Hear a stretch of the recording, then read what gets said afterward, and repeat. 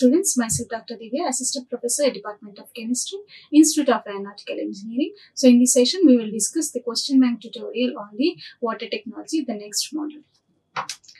So first one, why do we have to add buffer solution during estimation of hardness of water by EDTA method? So in EDTA method, that is nothing but the complexometric method.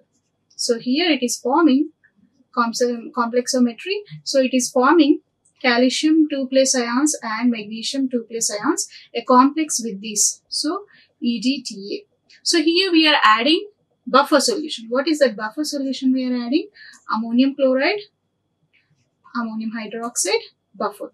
So the pH of this buffer is around 10. This is because we are maintaining the pH of that solution throughout the reaction so that there is no alteration in the pH and the reaction takes place smoothly. So EDTA, in EDTA titration, an ammonium hydroxide, ammonium chloride buffer is added to the solution because it resists the change in the pH. So it will not allow change in the pH during the reaction so that all the magnesium and all the calcium ions present in the water solution will be complexing with the EDTA.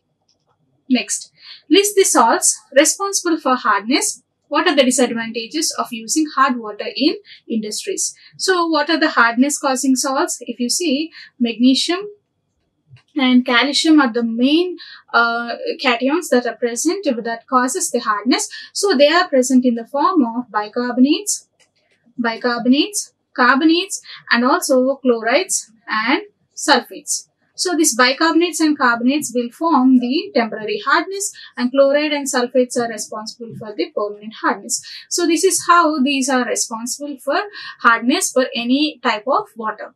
So the disadvantages are they cause scales in the boilers, for example in industries, scales in the machineries. So that is really harmful to the machinery and also consumes a high power.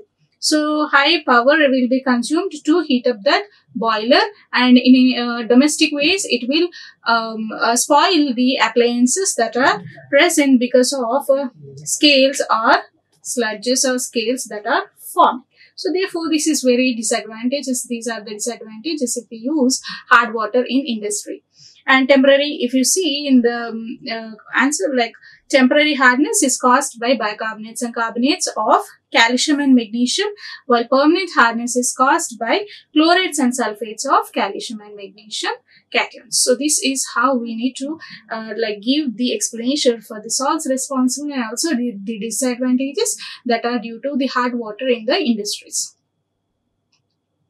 Next, explain the principle and experimental procedure for the determination of total hardness by EDTA method. So whenever they are giving EDTA method, it is nothing but ethylene diamine tetraacetic acid that is used for complexing these metal ions that are present, that are causing the hardness to the water. So it is used to determine the hardness of water with the help of complexometric titration. So this is the structure, ethylene.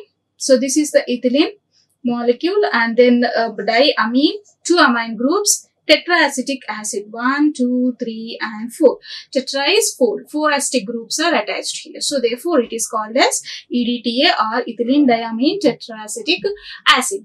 And this is the sodium salt of EDTA, wherein 2 of the acetate groups are replaced by the sodium ion. In general, like during complexometric titration, we use disodium ethylene diamine tetraacetic acid for the titration purpose. So if you see, there is in this titration, we take EDTA, known volume and known concentration of EDTA is taken in the burette, and in conical flask we take water sample or the hard water, and to this we add, this is step 1, step 2, and to this we add ammonium hydroxide, ammonium chloride buffer, and also EBT indicator, 2 drops of EBT indicator, and then we titrate. Okay, so as soon as we add this EBT indicator, it turns to wine red color. Now it is wine red in color. This is because the calcium EBT is forming with the indicator and the magnesium EBT or any other metals that are present are forming complex with this indicator. Therefore, it is wine red in color. So, when we keep on adding this solution, this EDTA solution to the conical flask and stir it, we get the color is changing from wine red to blue color. Wine red to blue color. So, wine red to blue color. So, this blue color is because of free indicator, not the complex. Why? Because the calcium EDTA or the magnesium EDTA is colorless. Calcium EDTA and magnesium EDTA are colorless. So, these are colorless. And the blue color is just because of the free indicator that is present, because no more calcium or magnesium ions are present to complex. Therefore, it is bluish in color. The indicator is free now. So, this is how we determine the hardness. So, once we know this, for example, this is the molarity of EDTA M1 and we need to calculate the M2. So, M1 V1 is equal to M2 V2. So, M2 is equal to M1 V1 is equal to V2. This V2 is the titer value. We substitute and find out the concentration of hardness causing salts in molarity. Then we convert into strength by converting into this M2 into 100 into 1000. This is because we are converting into calcium carbonate and this is for converting into mg per liter. So, the ultimate hardness we get is total hardness we get in the mg per liter. So, this is the titration method that we use for determination of hardness or the total hardness by EDTA method. Next. So, if we see, there are problems also in this module, like problem solving. So, here a sample of hard water contains the following dissolved salts per liter. So, magnesium bicarbonate is 14.6 milligram per liter. So, milligram per liter is nothing but ppm, also known as ppm. So, calcium carbonate is 16.2 mg per liter. Calcium chloride is 111 mg per liter. Calcium sulfate is 1.36 mg per liter. Silica is 40 mg per liter and turbidity is 10 mg per liter. So, silica and turbidity has no contribution in hardness. So, we need not worry about these in the calculation of hardness. Now, calculate the temporary, permanent and total hardness in ppm and degree clerk.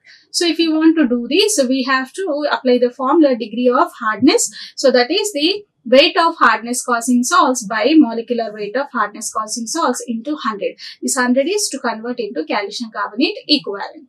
So, now we take the weight, this 100 by molecular weight together and the weight separately. So, 14.6 bicarbonates. Temporary are because of bicarbonates that are present are carbonates.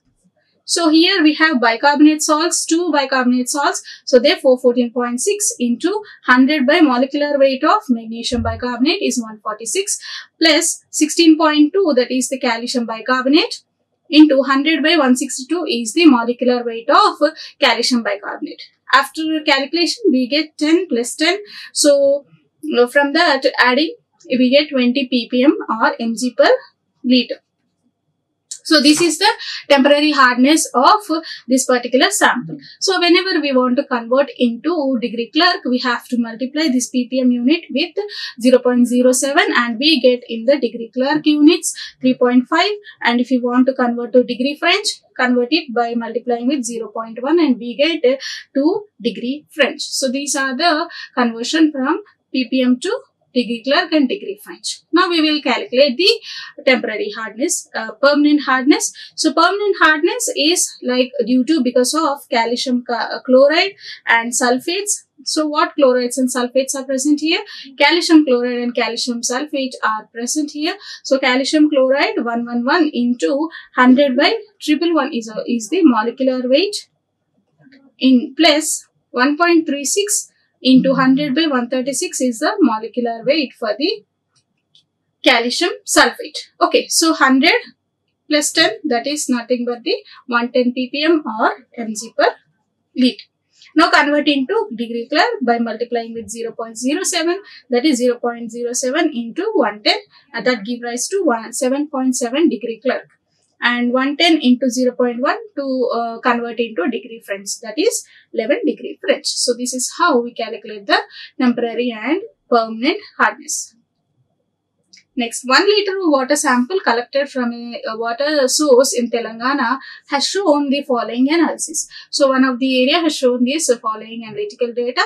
So magnesium bicarbonate is 14.6 mg, magnesium sulfate is 12 mg, calcium bicarbonate is 16.2 mg, calcium chloride is 22.2 mg, and magnesium chloride is 9.5 mg. All the sulfates and chlorides cause permanent hardness, bicarbonates and carbonates cause temporary hardness. And the organic impurities are 100 mg, so this need not contribute to any of the hardness, so therefore cannot be considered. Now determine the temporary and permanent hardness in degree French and degree clerk. So for this we are again using this formula. Degrees of hardness is equal to weight of hardness causing salt by molecular weight of hardness causing salt into 100, that is converting into calcium carbonate equivalence. So here temporary hardness because of bicarbonates or carbonates. So temporary hardness, what are the bicarbonates? Magnesium bicarbonate is there, so 14.6 into 100 by 146 plus calcium carbonate is 16.2 into 100 by 162, that is giving rise to 20 ppm or mg per liter. And we have converted, for converting into degree clerk, it is 0.07, that is giving rise to 3.5 degree clerk. And for the same ppm or mg per liter, temporary hardness converting to degree French by multiplying with 0.1, and that gives rise to 2 degree French. And the permanent hardness is because of chlorides and sulfates. So what are the chlorides that are present here? The chlorides are calcium chloride and sulfates are magnesium sulfate. So magnesium sulfate is 12 mg into 100 by 120 is the magnesium sulfate molecular weight plus 22.2, that is calcium chloride into 100 by 111 is the molecular weight for the calcium chloride. So that is giving rise to 10 plus 20, that is 30 ppm or mg per liter. And now convert into degree clerk by multiplying with 0.07, and it is 2.1. And for degree French, multiply with 0.1, and that is 3 degree French. 3 degree French. So these are the permanent and temporary hardness of this particular sample. So if you see the temporary and permanent hardnesses, permanent hardness is high compared to temporary hardness. So the chlorides and sulfates are higher in concentration. Next, calculate the carbonate and non-carbonate hardness of the water sample whose analysis is as follows. So carbonate is because of temporary hardness, non-carbonate is because of permanent hardness. So now bicarbonates, like calcium bicarbonate is 40.5 ppm and magnesium bicarbonate is 36.5 ppm, magnesium sulfate is 30 ppm and calcium sulfate is 34 ppm, and calcium chloride is 27.75 ppm, sodium chloride is 10 ppm. So if you see here, sodium chloride has no contribution to, does not contribute to hardness, so need not apply in the formula. So now the temporary hardness is because of the carbonate hardness is because of carbonates and bicarbonates present. So apply the same formula, degree of hardness, that is weight of the hardness causing salts by molecular weight into 100. So temporary hardness because of bicarbonates, calcium bicarbonate, that is 40.5 into 100 by 162, that is the calcium bicarbonate molecular weight. Then magnesium bicarbonate, 36.5 into 100 by 146 molecular weight of magnesium bicarbonate, that is giving rise to, after simplification, 25 plus 25, that is 50 ppm. So now convert into degree clerk by multiplying with 0.07, that is giving rise to 3.5 degree clerk, and the permanent hardness is like due to chlorides and sulfates. So here the sulfates are present. Magnesium sulfate is 30 into 100 by 120 plus 34 is the calcium sulfate into 100 by 136 is the molecular weight by plus 27.75 due to calcium chloride into 100 by 111. So that is giving rise to that. After simplification we get 25 plus 25 plus 25, that is 75 ppm or mg per liter. So again, for converting into degree clerk, multiply with 0.0107 and we get 5.25 degree clerk. So these are the carbonate and non-carbonate hardness of this particular sample. So this is the carbonate hardness. This is the non-carbonate. So permanent hardness is nothing but the non-carbonate hardness. Next, this is EDTA titration. With the EDTA we are doing, so 0.5 grams of calcium carbonate was dissolved in HCl and the solution is made up to 500 ml. So 0.5 grams of calcium carbonate in 500 ml with distilled water. So 50 ml of the solution required 48 ml of EDTA for the titration. So 50 ml of hard water sample required 15 ml of EDTA, and after boiling and filter requires 10 ml. If you see, after boiling the titer value decreased just because the temporary hardness is removed here. So as such, if we take this standard, this is nothing but standard hard water. So we are intentionally preparing the hard water, so that is therefore called as standard hard water. So this is giving rise like 50 ml is consuming 48 ml of EDTA. Okay, so let us see the calculations. 500 ml of standard hard water contains 0.5 grams or 500 mg of calcium carbonate. So 1 ml contains 1 mg. So 1 mg of calcium carbonate equivalent. So for now 48 ml is required for 50 ml. So therefore 50 by 48 mg of calcium carbonate equivalent, and 1 ml requires 50 by 48. We have to multiply whenever there is a EDTA solution so that we get the equivalence in calcium carbonate. Okay, now calculation of total hardness. 50 ml require 15 ml. So as such sample, this is the actual sample. 50 ml requires 15 ml of EDTA. So 15 into how much is the calcium carbonate equivalent here? 50 by 48. So multiply that and we get for the 1000 ml we have to calculate again into 1000. So we get 312.5 mg of calcium carbonate equivalent. Okay, so this is the total hardness in calcium carbonate equivalence.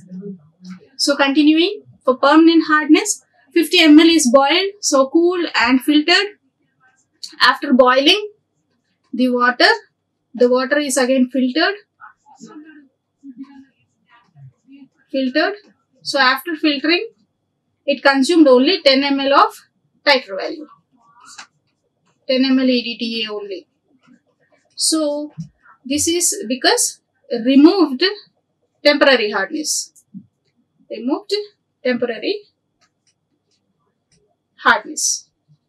So what we calculated before was the total hardness. So total hardness, how much is the total hardness?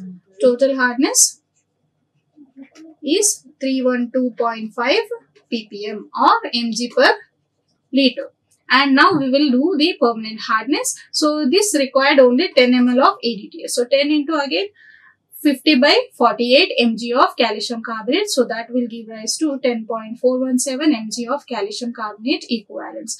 So if you now convert it to 1 liter of boiled hard water requires into 100 by 50. So 50 ml of boiled water. So now we get 208.3 mg of calcium carbonate in equivalence. Okay, so this is the permanent hardness of that particular water sample. Now we will calculate the temporary hardness. So temporary we get it from total minus permanent, because temporary is removed in the evaporation with carbon dioxide evolution, because carbonates are removed as carbon dioxide during boiling. So total is 312.5 minus 208.3 mg. So that is nothing but 104.2 mg per liter. So this is the total and permanent and temporary hardness of this water sample.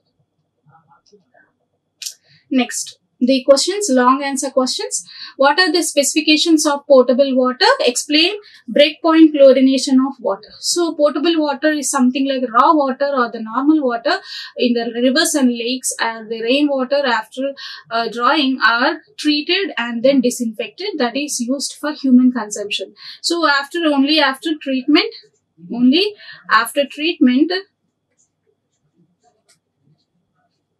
or purification, the lake water or the river water has to be used for the human consumption or any other domestic purposes. So that is nothing but the potable water. So what should be the specifications? It should be clear, colorless, odorless, and the turbidity should be less than 10 ppm. It means the solution should be, the water should be clear enough. And then total dissolved salts should not exceed 500 ppm. That means the hardness should not be more than 500 ppm.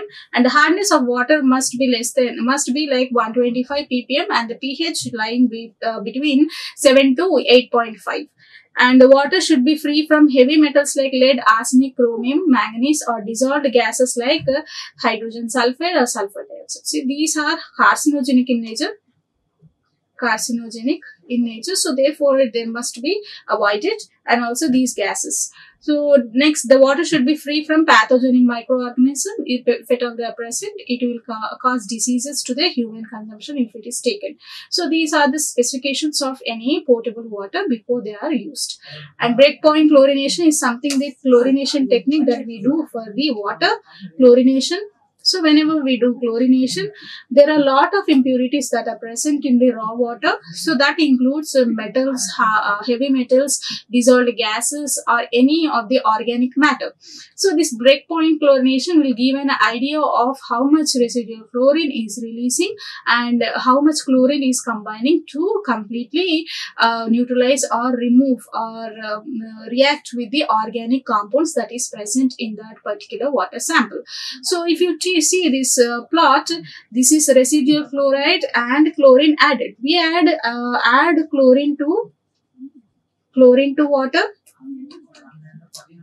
So whenever we add chlorine to water, it keeps on reacting. So the initial it will be 0 because it is not sufficient, and the iron, manganese, nitrate are present. So whenever there is sufficient volume of chlorine added, it will react with all the organic compounds present. The trihalomethanes or the monochloroamines that is forming, or the ammonia or the any ammonia products. So this is all like they keep on reacting with the chlorine and forms organo compounds or chloramines. So after some point there is a decrease in the residual chlorine. Even if we add, the remaining chlorine after reaction is decreasing. Why? Because there is no more organic compound that is present, so therefore it is decreasing, and it is increasing because of already present chlorine here. So this is nothing but the breakpoint chlorination. This is the breakpoint. So this indicates the volume to be required to completely react with the organic compounds that is present in that particular water. So therefore, breakpoint will give an idea on how much to be added, so that the process becomes easier to make the chlorination. Next, discuss the principle and process involved in the purification of water by reverse osmosis method. How seawater is purified by using this technique.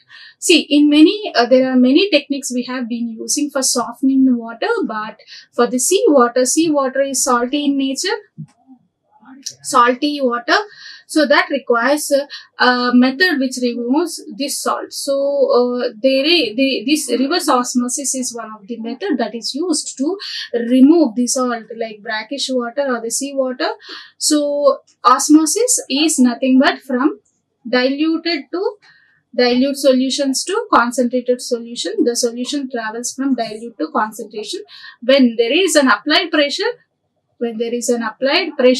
then it goes reverse. That is from concentrated area to diluted area. This is diluted. Why? Because pure water is forming. This is concentrated because of impurities that is present. So just remember, in reverse osmosis, the impurities will be removed and becomes diluted. The solution is becoming diluted. That is nothing but the pure water. The concentrated area is forming because of this impurities present, and the water molecules travel to the dilute area or form the dilute area just because of this removal of impurities. Okay, so the same explanation is given in this diagram. If you see here, we are taking water.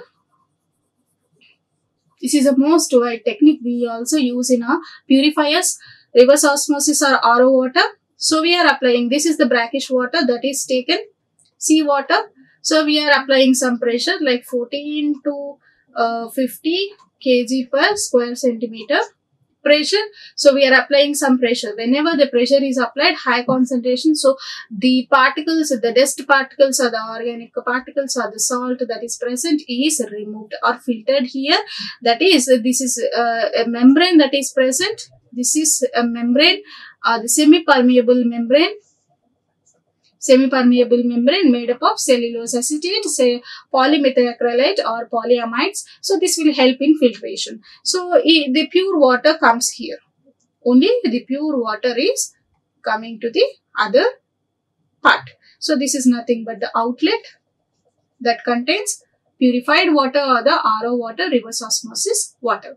So if you see in detail, if a hydrostatic pressure in excess of osmotic pressure is applied on the concentrated side, then the solvent flow reverse, because it is flowing reverse of the natural phenomena of osmosis. So solvent is forced to move from concentrated side to dilute side across the membrane. So this principle is nothing but reverse osmosis, and this reverse osmosis or the pure water is separated from its contaminant rather than removing the contaminants from the water. It means they are filtered here, so therefore they are removed.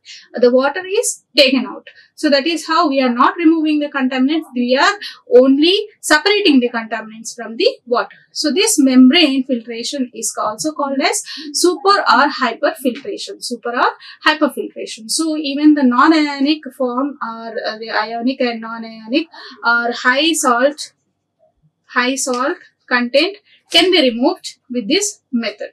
High salt content or silica but that is generally present in salt water is removed using this method. Therefore, this is highly used for the seawater or the salt brackish water.